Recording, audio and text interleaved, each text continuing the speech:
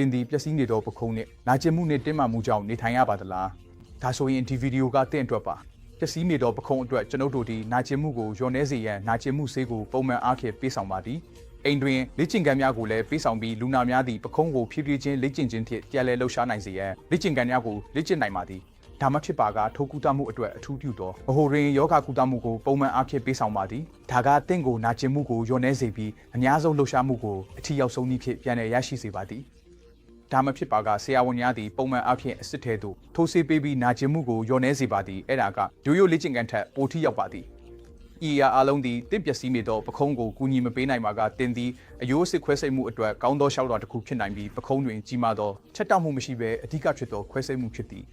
ဒါကတင့်ပခုံးမှအယောင်သားများကိုအများဆုံးထုတ်ပြနိုင်ရန်အထောက်အကူဖြစ်ပြီးတင့်ကိုကူညီပေးပြီးတင်းရဲ့ပျက်စီးနေသောပခုံးမှနာကျင်မှုကိုလျော်နှဲစေပြီးအများဆုံးလှုပ်ရှားမှုကိုအမြန်ဆုံးပြန်လည်ရရှိစေပါသည်